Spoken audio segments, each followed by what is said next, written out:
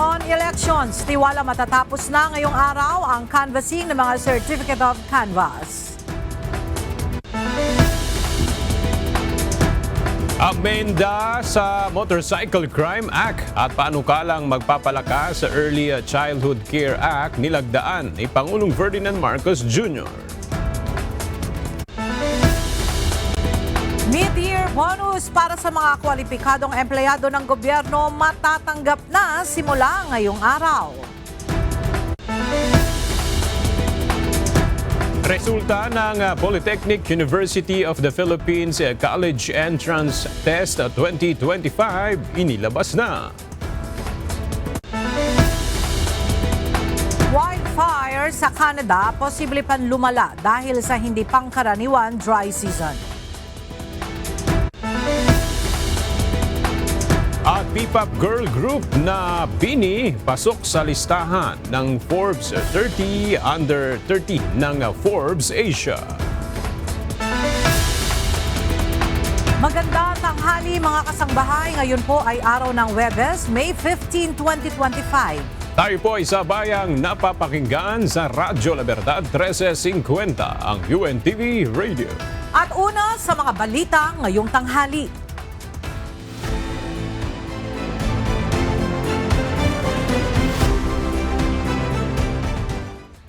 Kumpiyansa ang Commission on Elections na matatapos na ang canvassing ng mga Certificate of Canvass para sa senatorial at party list elections ngayong araw. Para sa update, may report si Ryan Lacanlale live.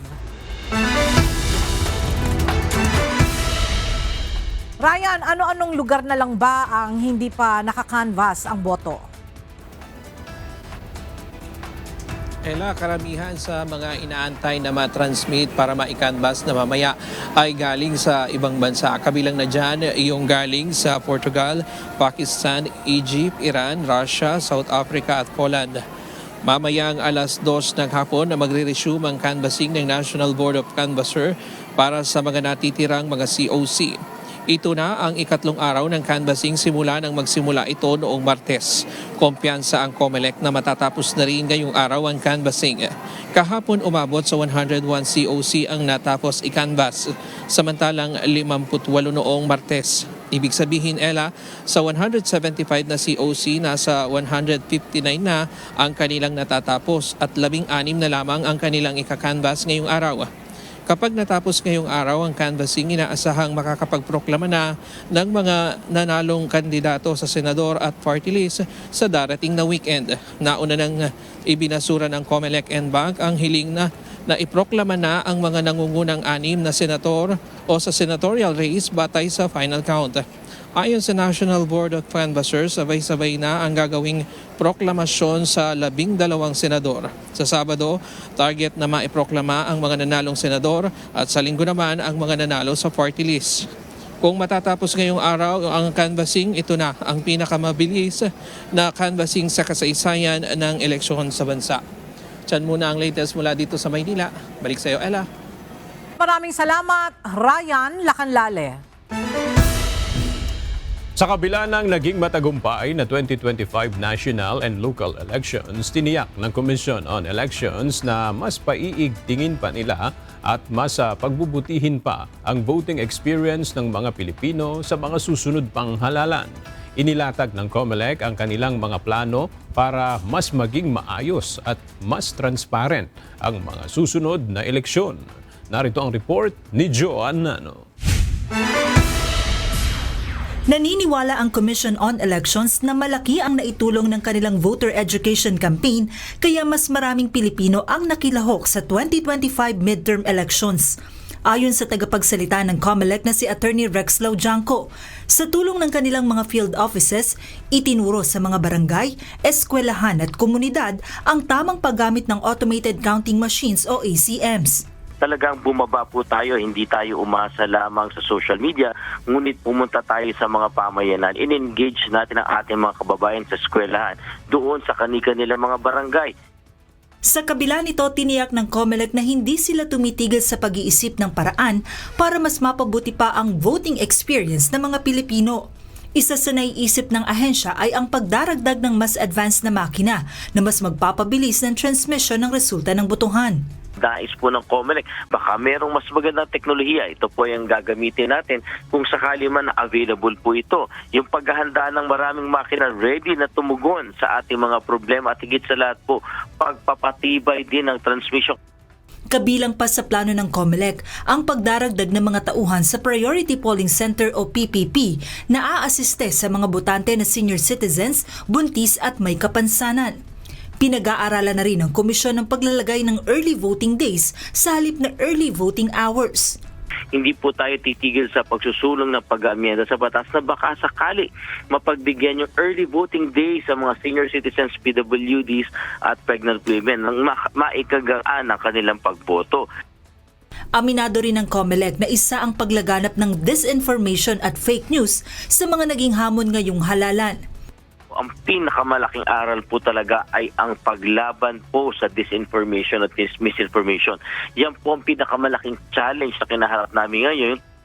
Kaya naman mas magiging aktibo ang ahensya sa pagsasampa ng kaso sa mga nagpapakalat ng maling impormasyon. Ayon sa ahensya, nasa 200 na ang napadalhan ng show cause order dahil sa alegasyon ng vote buying.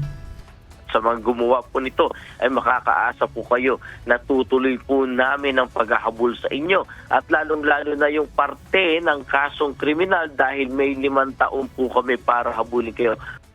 Nagpaalala rin ng COMELEC hinggil sa pagbabaklas ng mga campaign materials ngayong tapos na ang eleksyon. Ayon sa COMELEC, bukod sa pag-aalis, mas makabubuti kung makakaisip ng paraan ng mga kandidato kung papaano maire-recycle o magagamit muli ang mga campaign materials upang makatulong sa kalikasan. Meron kaming bagong hiling. Hindi lamang ito itapon, hindi dapat lamang ito dispose. Dapat po yung ultimate goal natin, i-reuse, i-repurpose, i-recycle. Tulungan po natin ang ating environment. Isa pa sa pinaalala ng COMELEC ay ang paghahain ng Statement of Contribution and Expenditure o SOSE. Binigyang diin ni Attorney Laujanco na hindi na palalawigin ang deadline nito sa June 11, 2025, 30 araw matapos ang eleksyon. Hindi pinapayagan ang pagpapadala ng SOSE via registered mail o email at kinakailangan personal itong dalhin sa lugar kung saan nag-file ng COC ang mga kumandidato. Kasama sa kailangan maghain ng SOSE ang lahat ng tumakbo, nanalo man o natalo, kabilang ang mga nag-withdraw sa gitna ng kampanya. Babala pa ng COMELEC, ang hindi pagsunod dito ay may kaakibat na parusa sa ilalim ng batas. Joanano, UNTV News and Rescue. Diyos ang aming sandigan, serbisyo publiko ang aming pinahahalagahan. May mga suhestyon ang National Citizens Movement for Free Elections o NAMFREL sa Commission on Elections o COMELEC. Ito ay para sa mas maayos na pagdaraos ng mga susunod na halalan sa bansa. Ang detalye sa report ni Ivan Alvarez. Matapos ang 2025 midterm elections nitong Lunes, iba't ibang insidente ang lumitaw sa kasagsagan ng halalan. Bagay na kinikilala at hindi naman isinasawalang bahala ng Commission on Elections o COMELEC. Lagit-lagi merong problema, lagit-lagi merong ganyan. Part po yan ng ating mga learning experiences. And we strengthen ourselves because of this learning experience. Ayon sa National Citizens Movement for Free Elections o NAMFREL, mayroon silang ilang suwestyon upang lalo pang mapabuti ang mga susunod na eleksyon na gaganapin sa bansa.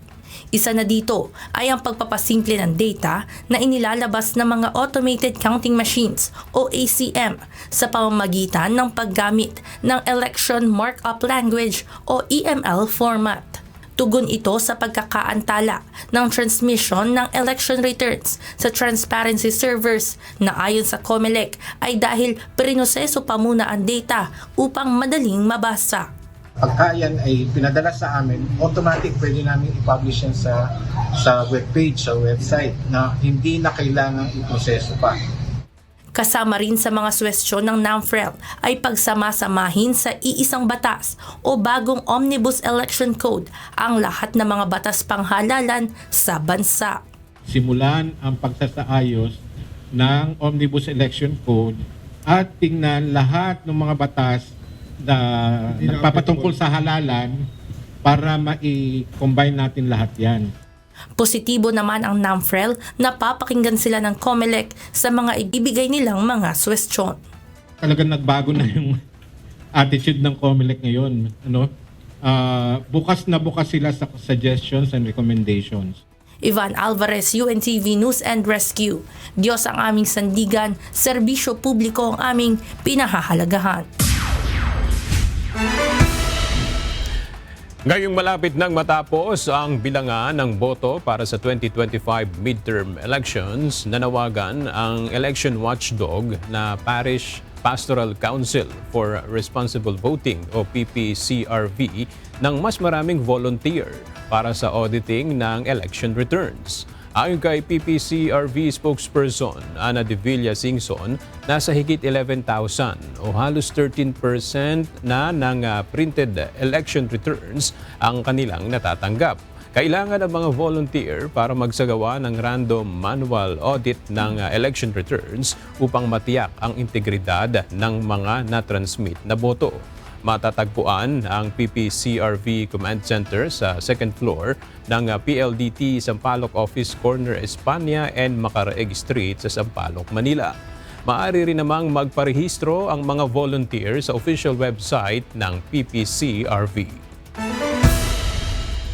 Kontento si Pangulong Ferdinand Marcos Jr. sa naging resulta ng 2025 midterm elections kahit hindi nakapasok ang lahat ng inendorso niyang mga kandidato sa pagkasenador. May mensahe naman na iniwan ang Malacanang sa mga nagpaplanong maging oposisyon mula sa mga nanalong kandidato. Narito ang report ni Nel Maribuhok. Welcome sa Administrasyong Marcos, ang lehitimong oposisyon na uusbong mula sa mga nanalong mambabata sa 2025 midterm elections. Pero nagbabala si Palace Press Officer at PCO Undersecretary Claire Castro sa mga obstructionist lawmakers na nagsisilbi para lamang sa kanilang sariling interes. Napag sinabi natin lehitimong oppositionist, ang ipinaglalaban nila ay ang bansa, ang interes ng taong bayan, hindi ang personal na interes.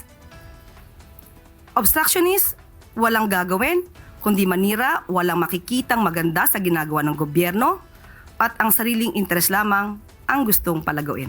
Base sa partial unofficial results nitong nakaraang botohan, 6 mula sa administration coalition ang nakapasok sa top 12 senatorial candidates. Ito ay sina ACT-CIS Party List Representative Erwin Tulfo, dating senador na sina Ping Lacson at Tito Soto, Senators Pia Cayetano at Lito Lapid at Las Piñas Representative Camille Villar. Umaasa ang Pangulo na ang mga susunod na lider ay maglilingkod para sa bayan. Ngayon po na naboto na po ang mga susunod na mga leaders natin, umaasa ang Pangulo na ang bawat isa, ang lahat sa kanila na binoto ng sambayanan ay tutugon sa pangangailangan ng taong bayan. Ang trabaho po nila ay para sa bayan, para sa taong bayan, hindi para sa ilang interes. Sa kabuuan ayon kay Yusek Castro, kontento naman si PBBM sa naging resulta ng halalan. Satisfied po ang Pangulo dahil nalaman po natin na ang iba pang mga naboto ay mayroon sariling dignidad, may sariling paniniwala at ang karamihan po doon ay para sa bayan at hindi para sa ibang bansa. Nel Maribuhok, UNTV News and Rescue. Diyos ang aming sandigan, serbisyo publiko ang aming pinahalagahan. Magiging bahagi na ng House Prosecution Panel para sa nakaambang impeachment trial ni Vice President Sara Duterte, sina dating Senator Laila De Lima at Attorney Shell Diokno. Ito ay matapos na malagasan ng dalawa ang panel dahil bigong manalo sa eleksyon. Ang detalye sa ulat ni Rosa Licos. Inihayag ni dating Senadora, mamamayang Liberal Party List First Nominee Leila De Lima na tinawagan na siya ni House Speaker Martin Romualdez at inalok na maging bahagi ng House Prosecution Panel. Ito ay matapos mabakante ang dalawang pwesto sa panel dahil bigo sa eleksyon sina Ako Bicol Party List Representative Jill Bongalon at General Santos City Representative Loreto Atcharon.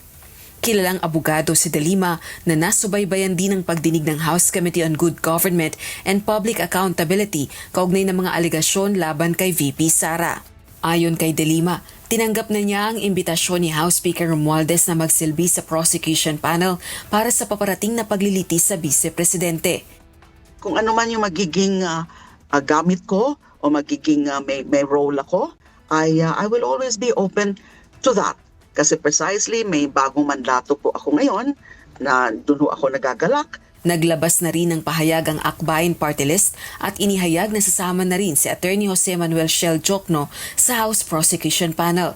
Ang abogado ang first nominee ng Akbayan Party List para sa 20th Congress. Sa pahayag naman ni Speaker Romualdez, wini-welcome nito ang potensyal na pagbilang kina dating Senador De Lima at maging sa first nominee ng Akbayan Party List na si Attorney Shell Jokno sa House Prosecution Panel.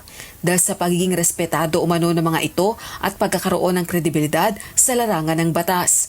Ganito rin ang pahayag ng isang House Prosecutor, si Manila 3rd District Representative Joel Chua. Personally, malaking bagay po sila dahil sa kanilang mga experience when it comes to legal practice, talagang malaking bagay at malaking additional po yan sa House Prosecution Panel. Are you going to recommend them po sa House leadership? Kung tayo po itatanungin.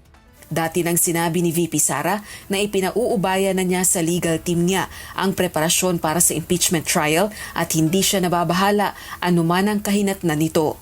Rosa Licoz, UNTV News and Rescue. Diyos ang aming sandigan, serbisyo publiko ang aming pinahahalagahan.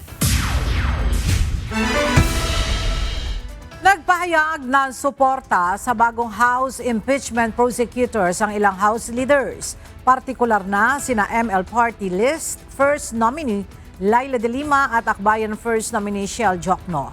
Mula sa House of Representatives nagbabalik si Rosa Licoz live.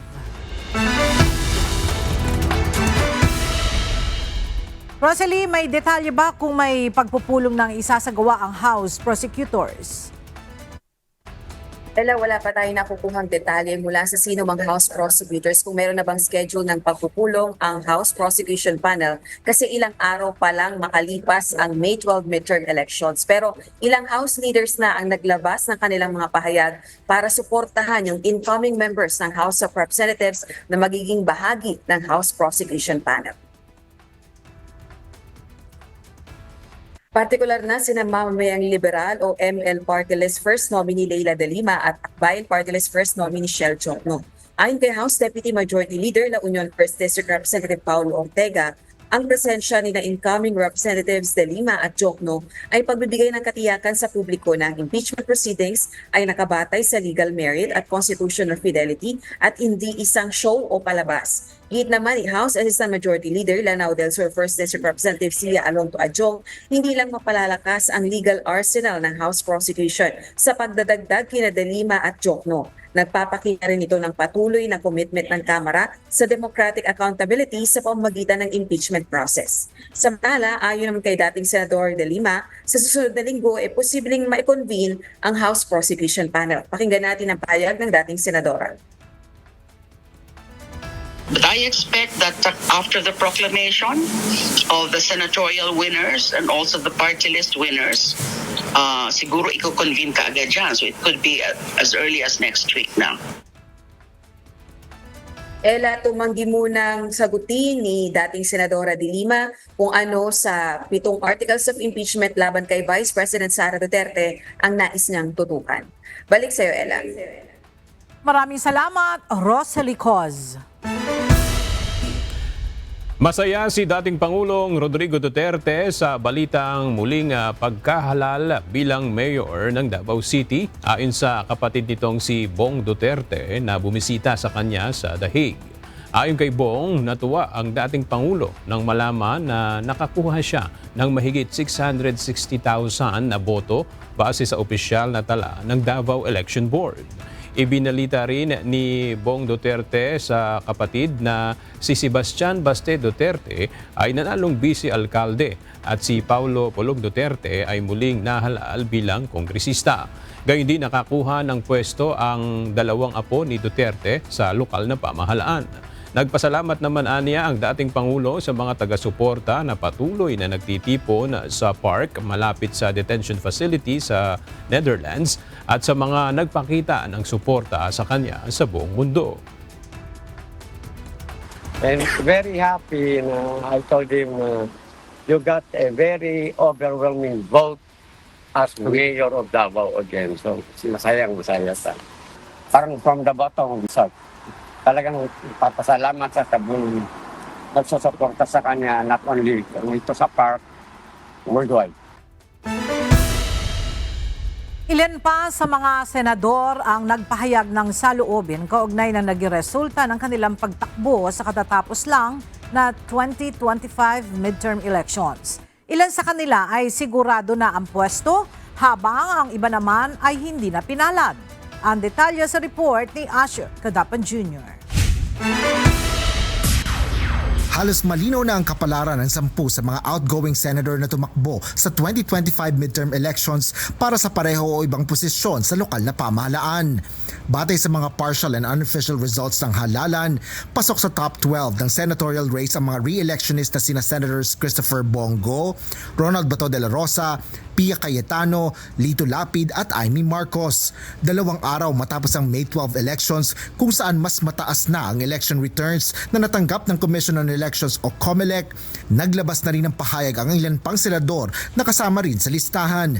Nagpasalamat si Senador Pia Cayetano sa mga nagtiwala at sumuporta sa kanya patapos itong makaabot sa pang-9 na pwesto sa inisyal na resulta ng halalan. Sa 18 taon anya na paglilingkod niya sa Senado, ang kanyang tanging hangarin ay makapagpasa ng batas na makapag-aangat sa pamilyang Pilipino. Nangako rin ng senadora na patuloy siyang makikinig at mananatili sa pagsusulad ng makabuluhang lehislasyon. Kinararangal naman ni Senador Amy Marcos na makasama sa Magic 12 sa listahan ng senatorial race. Ayon sa presidential sister, gaano man kailap at kahirap ang tagumpay na ito, ay katibayan nito na kapag ikaw ay naninindigan para sa tama ay mananalo ka. Naniniwalaan niya siya sa dunong ng sambayan ng Pilipino na dama at alam ang ibig sabihin ng sakripisyo at prinsipyo para gawanan nito ng suporta at pagmamahal. Samantala, nagtungo pa sa Luneta Park para magpasalamat at magpaalam si Senate Majority Leader Francis Tolentino. Nasa 25 pwesto sa listahan ng mga boto sa pagkasenador ang mambabatas. Napakahabang kampanya, nahirapan po tayong ipaliwanag ang mga issues kahit nag-iisa na lang po kung nagpapaliwanag patungkol sa West Philippine Sea. Bagaman hindi inaasahan ni Senador Bong Revilla Jr. na maabot lang ang pang-14 na pwesto sa inisyal na resulta ng 2025 elections, nagpasalamat pa rin ito sa patuloy na pagmamahal at suporta sa kanya ng mga tao. Para naman kay Senador Cynthia Villar na tumakbo sa congressional race sa Las Piñas City, hindi man siya pinalad sa 2025 elections ay hindi anya nagtatapos ang kanyang paglilingkod. Nangako itong patuloy na magsusulong ng mga programa at advokasiyang makatutulong sa bayan. Asher Cadapan Jr., UNTV News and Rescue. Diyos ang aming sandigan, serbisyo publiko ang aming pinahalagahan. 3 araw matapos ang eleksyon, sinimulan na rin ang pagbabaklas ng mga campaign materials sa ilang mga bayan sa Bulacan. Mula sa bayan ng Kalumpit, makibalita tayo kay Nestor Torres live. Nestor, sa ang mga lugar na ba dyan sa Bulacan yung nakapagsagawa na ng Oplan Baklas? Magandang tanghali aga, batay sa report na nakuha natin sa Bulacan Comelec at nakalap nilang impormasyon, ilan sa mga lugar na meron ng sinagawang Oplan Baklas ay ang syudad ng San Jose del Monte, Bulacan at itong lugar ng Baliwag, Bulacan. Mahigpit ang panawagan ng Bulacan Provincial Comelec Office sa lahat ng mga nanalo at natalong kandidato na baklasin na ang lahat ng election campaign materials, kabilang na nga ang mga tarpaulin na nakadisplay pa rin sa mga lansangan. Ayon kay Attorney Monaan Aldana Campos, Election Supervisor ng Bulacan Comelec, dapat kinabukasan pagkatapos ng eleksyon ay sinimulan na ang pagbabaklas. Dapat anya ay mula May 13 hanggang 17 ay inalis na ang lahat ng mga ito. Samantala, pinapayagan naman ng COMELEC ang lahat ng mga kandidato na kunin na ang kanilang mga election materials. Hinikayat din ng COMELEC na i-recycle ang mga ito at may na pinagbabawal na i-display pa sa ibang lugar. Po, mas maganda kung nakalagay, nako-convert siya into useful use. Pero dapat, wag na for display. Halimbawa nito ay ang gagawin ng syudad ng Baliwag kung saan ang mga nakuha nilang campaign materials ay i-recycle ng city government para gawing eco bag na magiging kapakinabangan pa. Samantala, inaasahan ng COMELEC Bulacan na aksyonan na rin ang iba pang mga bayan sa lalawigan at magsasagawa na rin sila ng off-road baklas para maging malinis at maayos ang buong paligid sa Bulacan. Hanggang sa ngayon nga ay kung makikita natin ngayon, ongoing ito, naabutan namin na nagbabaklas nga dito sa lugar ng Kalumpit at kung saan nga ay yung nanalong kandidato na itong sila Governor Daniel Fernando at Vice Governor Alex Castro ay sila mismo ang nanguna sa pagbabaklas ng kanilang mga campaign materials at inaasahan din na ito ay mapapakinabangan pa at gagamitin sa mahalagang bagay at hindi ito itatapon. At yan muna ang ating latest live mula dito sa Bulacan. Balik sa iyo. Aga? Maraming salamat, Nestor Torres. Good news po para sa mga empleyado ng gobyerno. Inianunsyo ngayon ng Department of Budget and Management na makatatanggap na simula ngayong araw, May 15, ng mid-year bonus ang lahat ng mga qualified government employees. Ayon sa DBM, katumbas ito ng sahod sa loob ng isang buwan. Ito ay ibibigay sa lahat ng regular at contractual personnel na nag-render ng serbisyo mula July 1, 2024 hanggang May 15, 2025 o yung mga nakapagtrabaho ng 4 na buwan. Kinakailangan din na ito ay nananatili sa government service ng hanggang ngayong May 15 at nakakuha ng satisfactory performance rating noong 2024 o kahit anong applicable performance appraisal.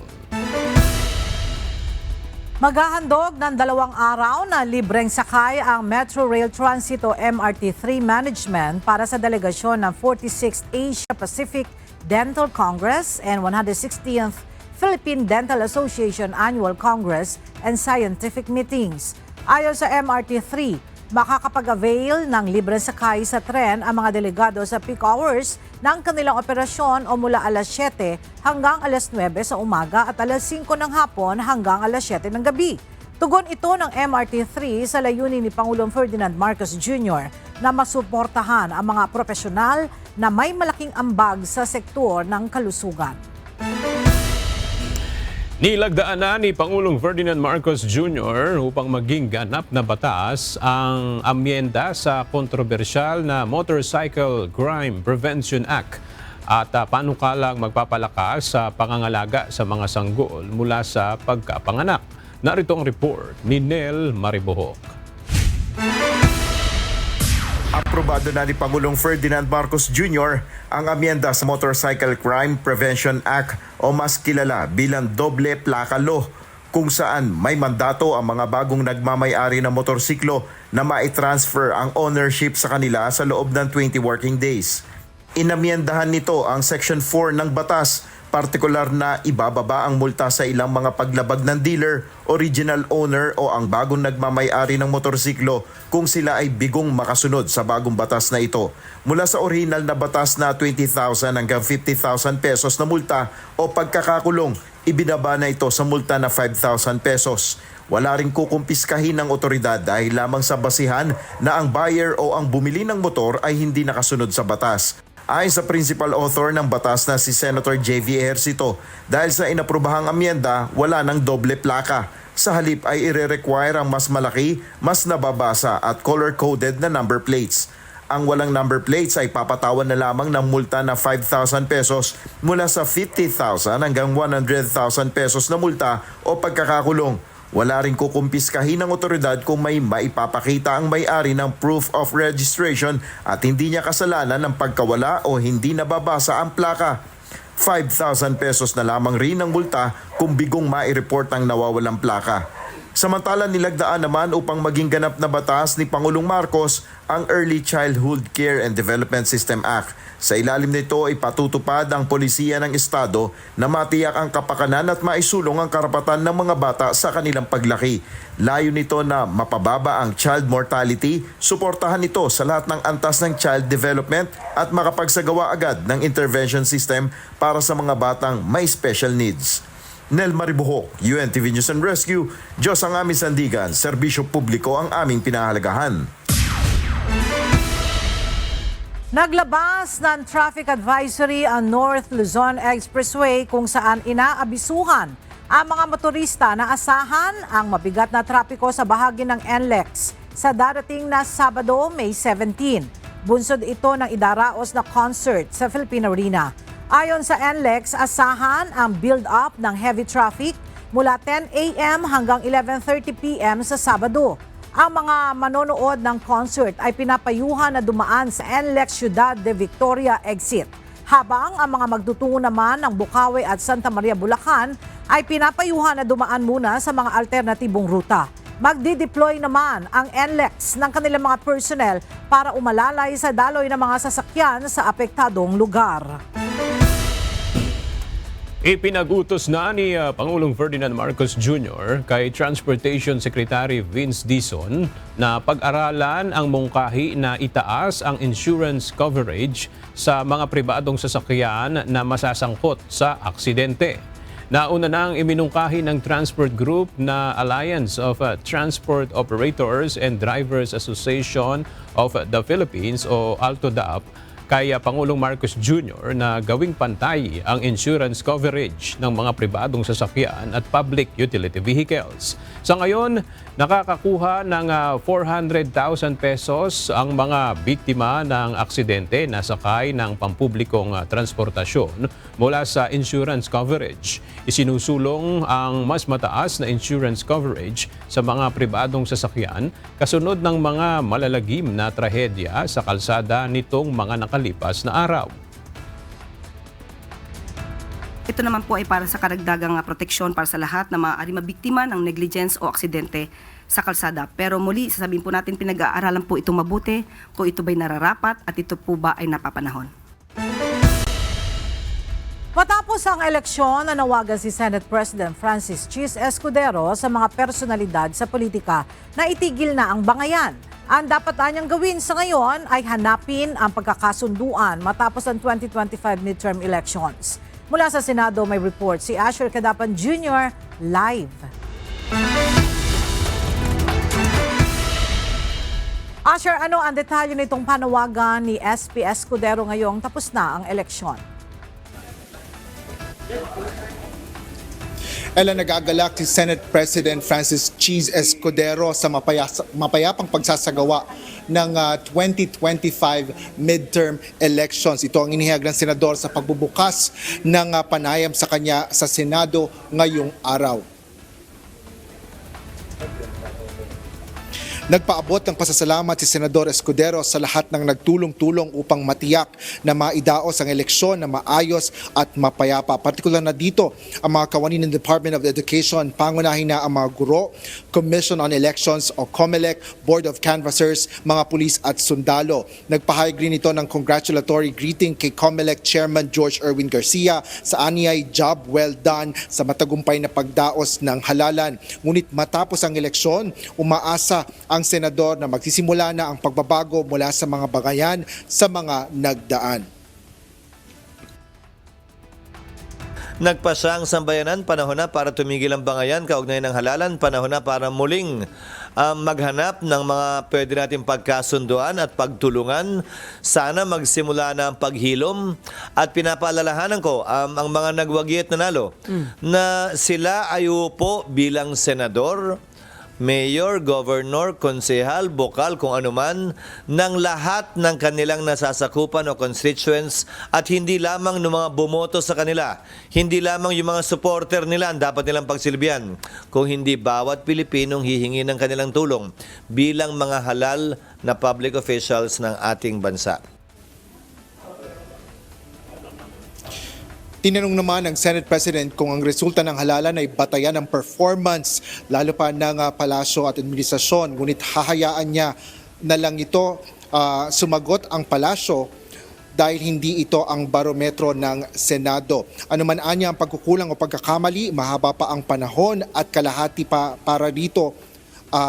Para ito ay punuan, iwasto o ayusin. At gayon din sa ikalawang Pangulo, at iba pang halal na dapat manilbihan hanggang June 2028. Sa pagpasok ng mga oposisyon, partikular na sa Senado, sinabi ni Escudero na hindi hamon ang gagamitin niyang salita kundi gabay sa mga susunod at dapat na maaaring gawin at dapat punuan kung mayroon man at dapat iwasto kung mayroon man.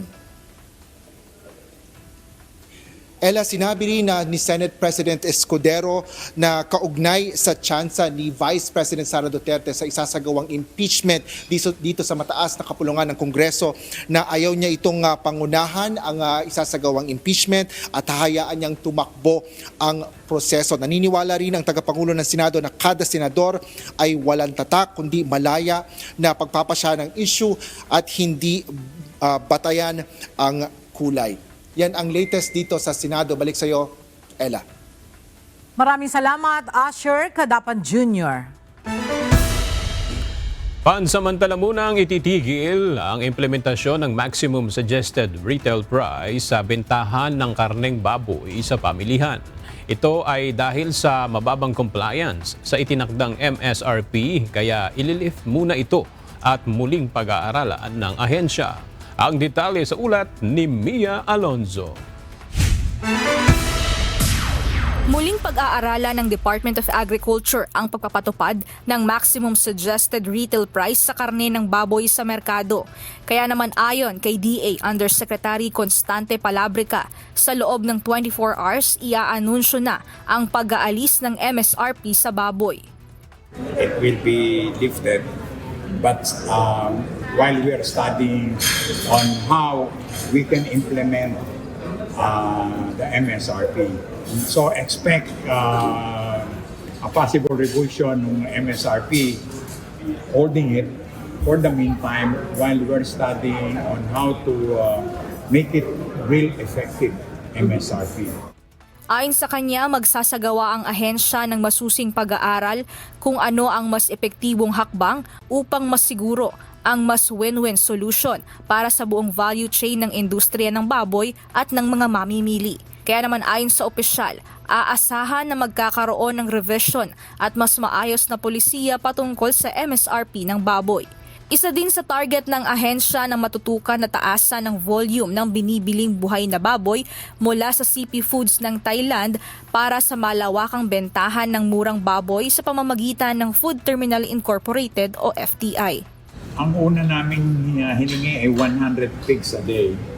And then by next month, it will be 200. And then our target is around 500 pigs.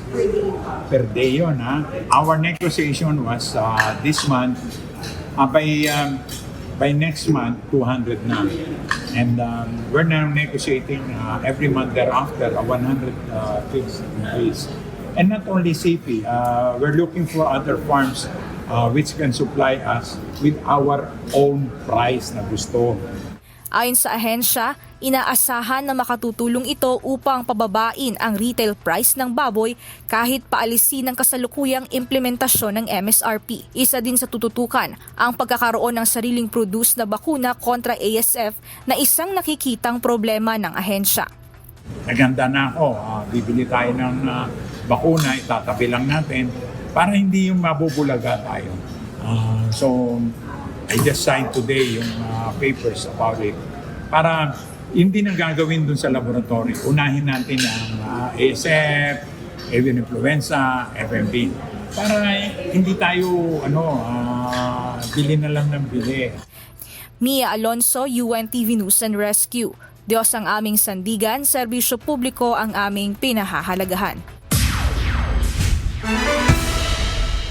Tumaas ang remittance ng mga Pilipinong nasa ibang bansa. Sa ulat ng Bangko Sentral ng Pilipinas o BSP, 2.6% ang itinaas sa personal remittances mula sa overseas Filipinos. Mula $3.05 billion, umakyat ito sa $3.13 billion noong March 2025. Ang nagbigay na malaking kontribusyon sa pagtaas ng cash remittances ay nagmula sa Estados Unidos, Singapore, Saudi Arabia at United Arab Emirates. Ang ipinapadalang pera ng mga Pilipino na nasa abroad ay malaking tulong naman sa ekonomiya ng Pilipinas. Nagbigay ang Saudi Arabia ng 6 na buwang palugit para sa mga undocumented OFWs, partikular na sa mga runaway domestic workers upang ayusin ang kanilang legal na pananatili sa estado. Nagsimula ang grace period noong May 11 at tatagal hanggang November 10 na nagbibigay daan sa mga roob o runaway workers na makahanap ng bagong amo na magbibigay sa kanila ng ikama o residence permit. Pinaalalahanan ng Department of Migrant Workers o DMW ang mga Pilipino, lalo na ang nagtatrabaho sa salon at beauty shops, na maging maingat sa gitna ng tumitinding immigration patrols sa Jeddah. Ang mga worker na makakapag-ayos ng kanilang status sa loob ng 6 na buwang grace period ay hindi na sisingilin ng immigration fines na karaniwang umaabot sa 600 Saudi riyals o humigit kumulang 9,000 pesos. Inilabas na ng Polytechnic University of the Philippines ngayong araw ang resulta ng isinagawang PUP College Entrance Test 2025. Upang malaman kung kasama ang inyong pangalan sa mga nakapasa sa pagsusulit, mag-login lamang gamit ang inyong account sa www.iapply.pup.edu.ph/sign-in. Ayon sa PUP, kailangang kumpirmahin ng isang nakapasa ang kanilang slot at hintayin ang susunod na announcement para sa enrollment. Nagpaabot naman ng pagbati ang PUP sa lahat ng mga bagong scholar ng bayan. Binago ng Civil Service Commission o CSC ang education requirements para sa mga unang antas na posisyon sa gobyerno upang bigyang daan ang mga graduate ng K-12 Basic Education Program na maging kwalipikado. Pinagtibay sa CSC Resolution number 2500229 ang mga pagbabago na kinikilala ang junior high school at senior high school graduates bilang eligible sa mga first level positions. Sakop ng mga pagbabago ang mga posisyon na dati nang nangangailangan ng high school diploma o vocational course completion. Nilinaw ng CSC na kailangang tugunan pa rin ng mga aplikante ang iba pang qualification requirements tulad ng training, karanasan at eligibility. Hindi naman sakop ng bagong patakaran ang mga posisyon na nangangailangan ng specific higher education degrees o regulated professions. Nakumpiska ng Philippine Drug Enforcement Agency Region 3 ang mahigit sa 680 million pesos na halaga ng shabu sa Barangay Santo Domingo, Angeles, Pampanga. 2 individual din ang naaresto ng mga otoridad sa naturang operasyon. Ang detalya hatid ni Leia Ilagan live. Leia, ano ang nationality nitong mga naaresto at ano ang ikakaso sa kanila ng PIDEA? Magandang tanghali sa Ella, isang Chinese national na nakilala sa alias na Wang at isang Pilipina na nakilala naman sa alias na Sharia ang nahuli ng mga otoridad sa isinagawang bypass operation sa Angeles City, Pampanga kahapon. Sa inilabas na pahayag ni PIDEA Director General Isagani Neres, nasa 101 kilo ng shabu ang kanilang nakumpiska na nakalagay sa 96 na tea bags. Nagkakahalaga naturang shabu na mahigit sa 680 million pesos. Sinabi ni Yusek Neres na ang mga suspect ay mahaharap sa kasong paglabag sa Section 5 selling at Section 11 possession ng Republic Act 9165 of Comprehensive Dangerous Drugs Act of 2002. Dagdag ni Neres ang naturang mga suspect ang itinuturing na top supplier ng ipinagbabawal na gamot sa bansa. Inaalam pa ng PIDEA kung sino-sino pa ang ibang kasabwat ng mga suspect. Ella? Maraming salamat, Leia Ilagan.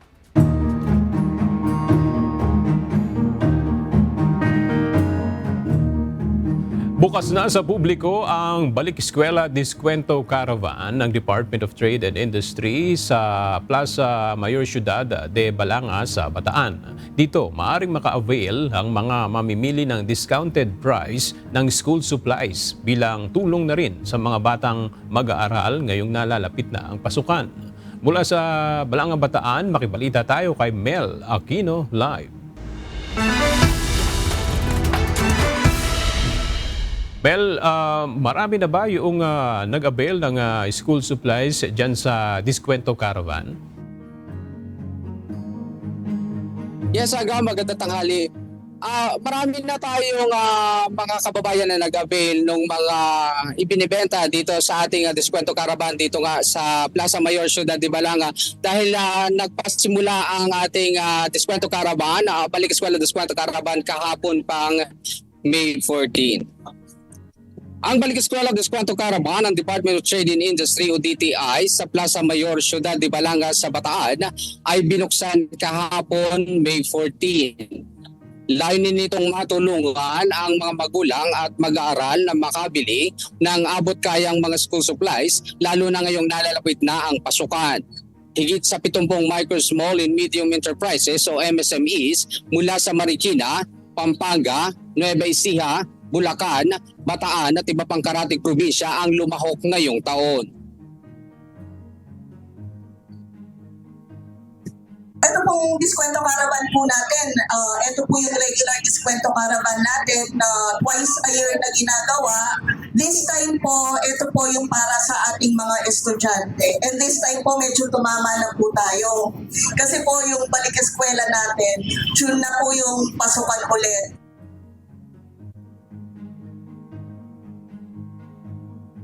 Magtatagal ang Diskwento Caravan hanggang Biyernes, May 16, simula alas 8 ng umaga hanggang alas 8 ng gabi. Good morning po sa inyong lahat. Inaanyayahan po namin kayo na pumunta dito sa aming Balik Eskwela Diskwento Caravan dito po sa Plaza Mayor de Balanga. From today po, May 14 to May 16 po hanggang Biyernes po. Sana po ay makapunta po kayo dito at mapamili po ninyo yung inyong mga anak ng mga kailangan po nila this coming school year. Yes, Aga, ang ilan lamang yung ilan sa mga mabibili dito sa Diskwento Caravan ng Department of Trade and Industry. At kagaya nga lamang nitong bag na hawak natin ngayon, ito ay mabibili natin sa dati ay 793. Ngayon ay 595 na lamang. Ito ay naka 25% discount. At itong isa naman ay naka 50% discount, simula siya sa 800, ngayon ay nasa 400 plus na lang. 401 to be exact, yung kanyang presyo. So ilan lamang ito doon sa ating mga mabibili. Kagaya nga nitong naandito pa, ay yung sinasabi ng ating mga kababayan na ang kanilang ipinaglalaban dito, kanilang nais na ibenta ay yung mga quality na mga products. Kagaya nitong mga bags na ito, na makikita natin dito, ito ay locally produced ng ating mga kababayan mula dito sa Bataan. Ito ay makikita natin na mabibili lamang natin ito ng nasa 400 plus kumpara doon sa mga mabibili natin doon sa pamilihang bayan na talaga namang ito ay quality. Bagamat inikayat din ng ating mga mamimili, yung ating mga kababayan, na tangkilikin din yung mga nando sa pamilihang bayan. Pero yung sa kanila kasi ay ang kanilang ipinagmamalaki dito ay yung quality ng kanilang mga products. At kabilang pa dito yung ating mga yung ating mga gulay na locally produced din ng ating mga kababayan dito sa Bataan. Kagaya nitong yung talong natin dito, ang second class natin ay mabibili lamang natin dito ng 50 pesos. Samantalang sa pamilihang bayan ay makukuha nila ito ng 100 pesos. Yan mo lang ang balita mula dito sa Bataan at balik sa inyo dyan sa studio. Alright, maraming salamat, Mel Aquino. Nasawi matapos na tamaan ng kidlat ang 2 pulis sa Nawan Oriental, Mindoro kagabi. Base sa report, nakilala ang mga pulis na sina Patrolman Laudelino Lumio at Patrolman Razel J. Ferrer na pawang nakatalaga sa Regional Mobile Force Battalion. Sinasabing patungo ang dalawa sa paradahan ng kanilang motorsiklo sa loob ng kampo ng tamaan ng matatalim na kidlat. Dinala ang dalawa sa Mindoro Medical Center, subalit idineklara ng dead on arrival ng doktor.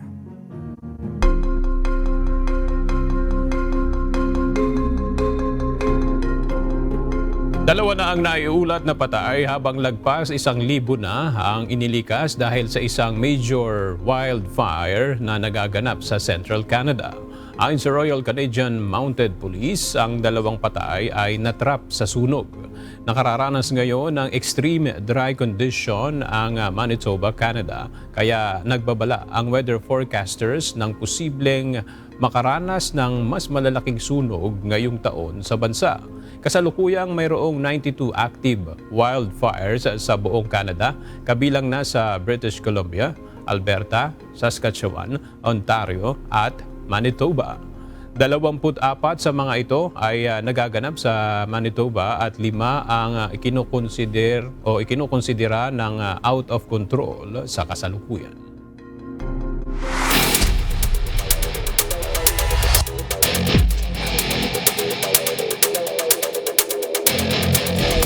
Patuloy ang bakbakan ng mga kupunan sa second round ng UNTV Volleyball League Season 3. Kani-kanyang pagpapakitang gilas ang mga grupo para makakuha ng panalo at makapasok sa susunod na round. Narito ang report ni Jed Neresina.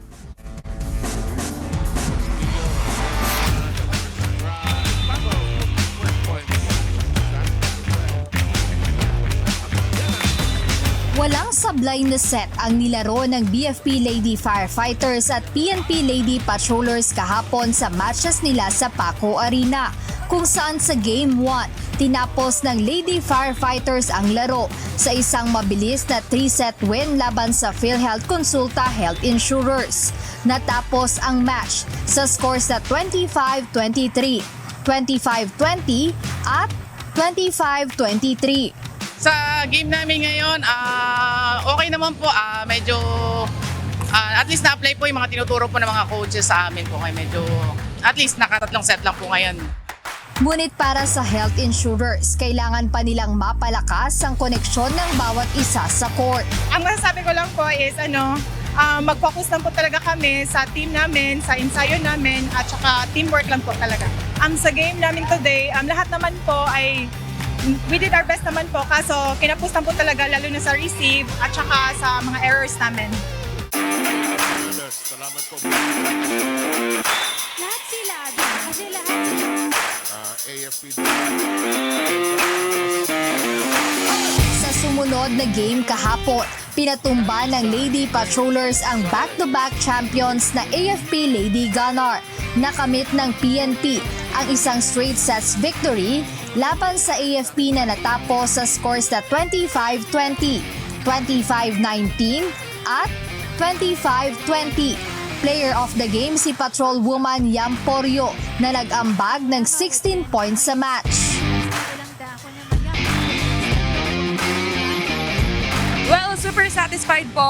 Nagawa po namin lahat ng mga tinuro ng mga coaches namin, lahat po ng pinag-trainingan namin. And very happy po kasi nagbunga po lahat. Motivation naman kung tignan ng Lady Gunner ang natapos nilang game kontra Lady Patrollers. Hindi always talaga panalo. So meron talagang times na medyo we fell short. However, itong mga ganitong instances will make us more crave for winning na the next game. So we are more motivated now.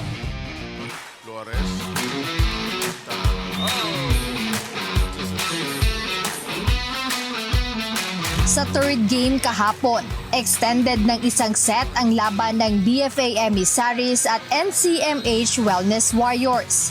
Nakuha ng Emissaries ang game sa scores at 25-19, 13-25, 23-25 at 14-25.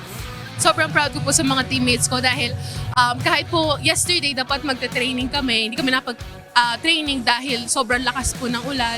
Pero nakita ko naman po yung improvements, tsaka determined kaming manalo. Bigumang makuha ang match, naniniwala ang Wellness Warriors na intense game po yung talagang dumidikit naman po kami. So lahat po ng best namin ginawa naman po namin. Pero medyo talagang lagi kaming bitin. So lagi kaming kapos. Wala kaming panapos palagi. So yun po yung nagiging problema namin. Huwag palampasin ang tumitinding labanan sa volleyball court. Abangan ang susunod na match schedule sa darating na linggo, May 18 live sa Paco Arena. Maghaharap sa Game 1 ang AFP Lady Gunner kontra BFP Lady Firefighters. Comelec Suffragettes laban sa NCMH Wellness Warriors sa Game 2. At DFA Emissaries laban sa PNP Lady Patrollers sa Game 3. Mapapanood din ito via live streaming sa UNTV Sports Facebook page at YouTube channel. Jed Neresina, UNTV News and Rescue. Diyos ang aming sandigan, serbisyo publiko ang aming pinahahalagahan.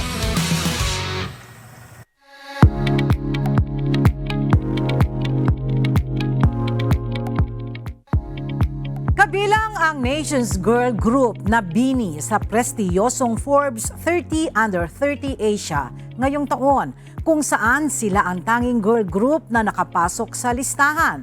Isa ang BINI sa mahigit 4,000 nominado mula sa iba't ibang bansa sa Asia, kabilang ang Australia, China, Japan, Singapore, Indonesia at South Korea.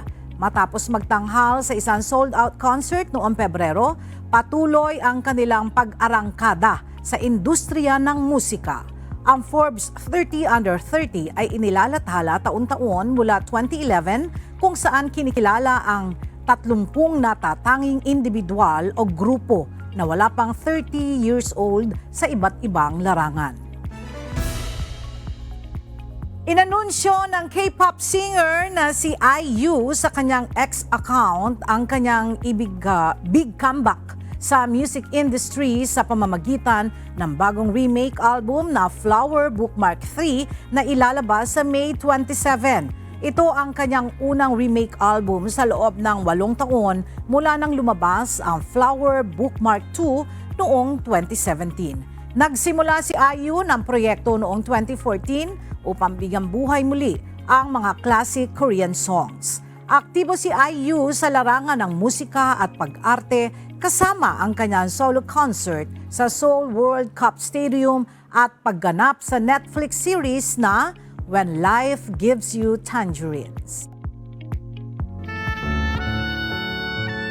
At sa ating pong iiwang mga salita ng Diyos na ating sandigan mula sa Aklat ng Kawikaan, Kapitulo 12, versikulo 21, na nagsasabi, walang mangyayaring kapahamakan sa matuwid, ngunit ang masama ay mapupuno ng kasamaan.